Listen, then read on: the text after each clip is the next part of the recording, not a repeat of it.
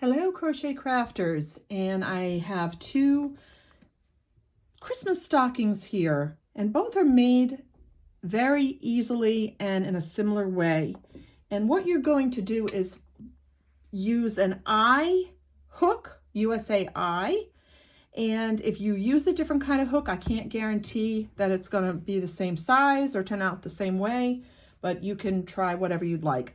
I'm also using a Red Heart 4-ply yarn, and it should be 4-ply, meaning the 4 pieces of material together. It should be a relatively thick yarn, so it's durable and can hold up for Christmas.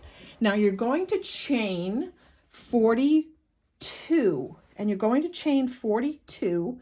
If you know how to chain, I'm assuming you do, you're going to chain 42, and what you're going to do is when you get to that 42, you're going to turn. Now, you want to pick 2 or 3 colors. I would definitely pick maybe just 2 or 3 colors to work with, and I'm using 2, and I'm going 2, 2, and 2.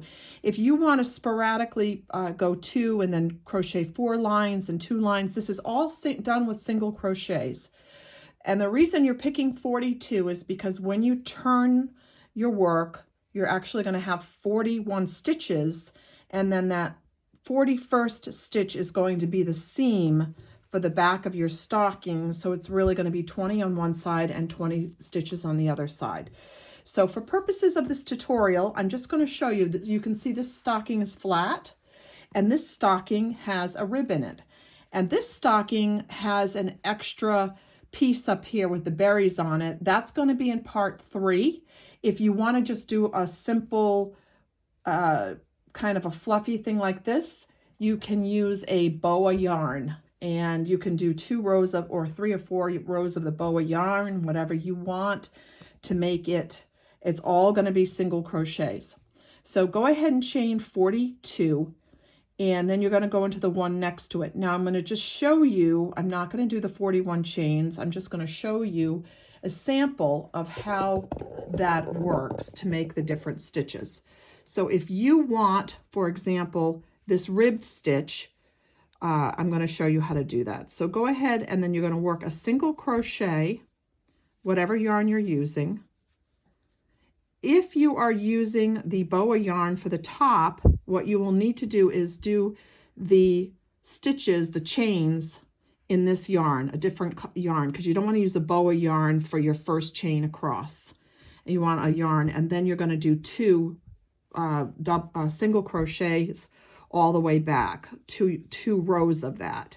So in other words, if you're chaining, the first chains here would be done in this regular yarn red, and then you get a matching boa red to do your 2 single crochet rows. So I'm just going to show you a sample, and we're going to pretend that these are 41 rows across, and I'm going to show you a really simple way to change colors without having to cut.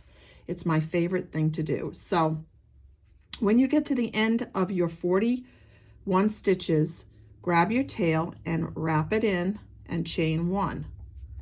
So if you've gotten to the end, 41, there, you've pretty much helped get rid of most of your chain.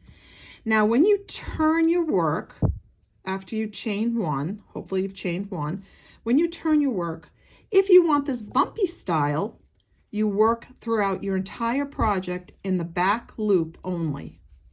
So if you want your project to be with the bumpy, kind of a bumpy Christmas look, with the ribbed look, call it ribbed, you're working in the back loop. And again, I'm doing 2 and 2 because I found 2 and 2 works best. If you want to do 1 and 1 or 3 and 3 or 4 and 4 rows, you can, but I find 2 and 2 works best for not having to cut the yarn.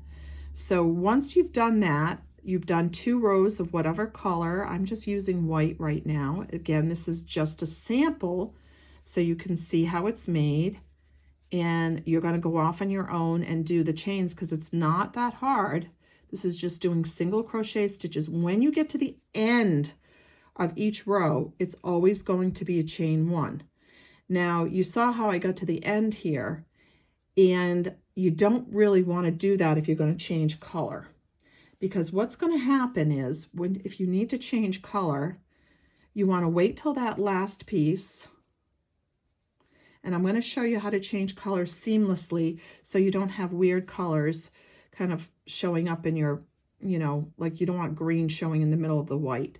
So when you pull this through, don't finish that last single crochet stitch. Take your next color, whichever color you're using, and you want to take your next color and wrap it around and pull it through. And then you tighten the white and you tighten the green and you chain one. Now you can use the tail and whatever, but it doesn't matter when you're first starting. And what you want to do is, again, you want to go in that back loop only and make sure you grab that first back loop, because you want to make sure that your count, you know, that you end up with a 41 count every time you go across. And again, this is just my tail because I'm starting, and then I would have to work that in. But I'm going to show you how. So you would do your second color across 41 times in the back loop. This is just a sample. We're going to pretend I'm doing it 41 times because otherwise this video would be way too long or I'd have to edit it. So this is the easiest way, and hopefully I'm showing you how to do this. And then you chain one. Every time you finish, you chain one and you work in the back loop. Make sure you grab all the loops, because sometimes on the end of your crocheting, the loops tend to sag or drag down, and people who don't crochet a lot think that, oh, that can't be a stitch, but it is a stitch, and you have to make sure you grab it. And if you are not sure that you've grabbed the right stitch, you want to make sure that you count 41 across each time. So again, when I get to the end, I'm picking up that last stitch, making sure I get that last stitch. And now pretending I've got my 41. What you're going to do is you've never cut this off, and you've never dropped off. So all you're going to do is pick up your yarn like this and pull it through. And when you pick up your yarn and pull it through like that, then you can start again. It's a beautiful thing. And then you don't have to worry about anything. And then you do that all the way across. Now I'm going to show you how that's turned out beautifully, because this particular stocking I've worked on, I've done that with. I've picked up my yarn. So what I did with this is I used a multicolor, and I used the green, and I used the boa Red Heart Super Saver yarn. And what you do is you do 42, and you're going to make the length of this about 10. Now, if you're at 9.5 or 9 3/4 or 9, and you want to make sure you have two stitches on each one, consistency, and if you get to the end and it's 10 and you've only got one row and you're going, well, Lori, gee, I don't like that. I want to make sure I have 2 rows. Depending on the type of yarn you're using, it's not going to matter whether it's 9.5 or 9 3/4 or 10.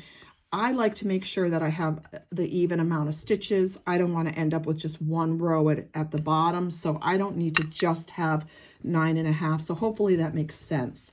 So from the top here, if you can see it, I'll zoom out so you can see what I'm talking about, is that you have the 10. Now, this is a little longer than this, because where this ended up, and I had 2 stitches, I came to about 9.5.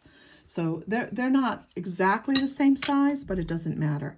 Now, what's happened here is you can see where I've joined that yarn all the way down. I didn't have to cut it. So it's a beautiful thing. So on this particular side, you have that yarn stitch. That's going to be the inside of my work.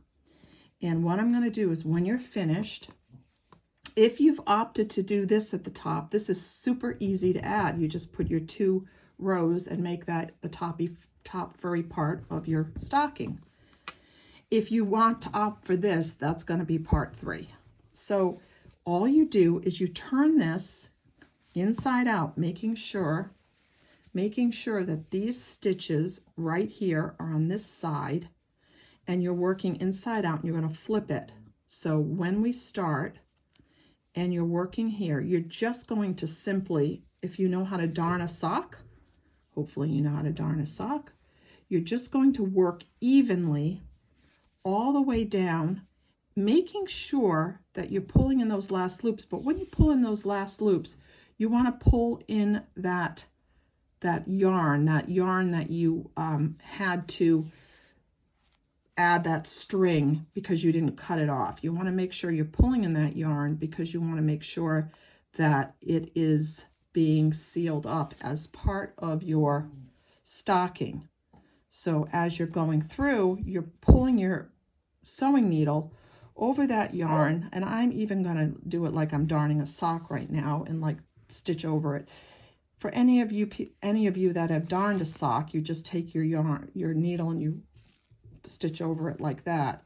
So as you do it and you flip it back over to the right side, you'll see that that is perfectly stitched up, and you've aligned that so that that's going to be perfect, so that when you come through, that's going to be finished. So when you get to the top, I'm not going to do it all the way on camera.